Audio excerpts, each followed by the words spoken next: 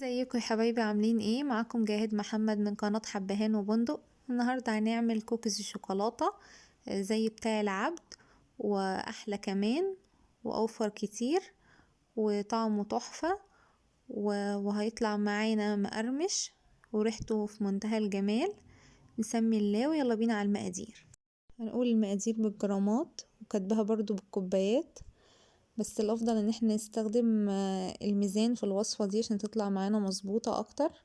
اول حاجة عندنا 60 جرام من السكر البودرة، وعندنا حوالي 75 جرام من الزبدة، طبعا بدرجة حرارة الغرفة.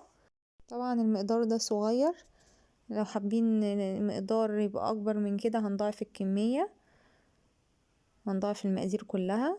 هنبتدي هنا نضرب السكر مع الزبدة بالمضرب لحد ما تبقى بالقوام الكريمي بالشكل ده. هنبتدي نضيف البيض. طبعا هنا انا واخده نص بيضايه، وهنضيف عليها رشه من الفانيليا، وهنضيف معلقه صغيره من الخل، وهنضرب البيض لحد ما يختفي. وبعدين هنبتدي نضيف الدقيق. عندنا حوالي 125 جرام من الدقيق، هنبتدي ننخلهم بالشكل ده. وبعدين هنضيف حوالي 13 جرام من الكاكاو الخام الأسباني، وهنبتدي نقلب في المكونات دي كلها لحد ما نخلي الدقيق يختفي ونلم العجينة كلها على بعض، وما نحاولش ان احنا نعجن فيها كتير، مجرد بس ان نلم الدقيق ونلم العجينة كلها مع بعض كده تبقى جاهزة معانا. هندخلها التلاجة لمدة 10 دقايق قبل ما نشكلها، وهنشكلها لكور صغيرة بالشكل ده. الكورة حوالي 15 جرام، وهنشكلها ونبططها بالشكل ده لانه هو مش هينفش كتير معانا، فنحاول ان احنا نبططها عشان تبقى رقيقة ما تبقاش تخينة.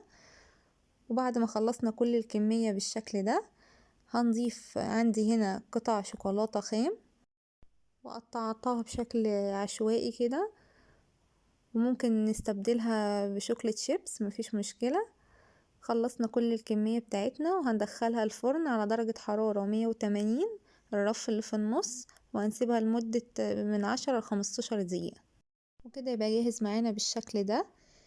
شايفين شكله تحفة ازاي، والسمك بتاعه رقيق مش تخين، وشكله من جوه تحفة، والشوكولاتة اللي فوق دي بتديله طعم روعة. جربوه ان شاء الله يعجبكم. ولو عجبكم فيديو النهاردة ما تنسوش الشير واللايك وتفعلوا زر الجرس عشان يوصل لكم كل جديد. اشوفكم على خير، باي باي.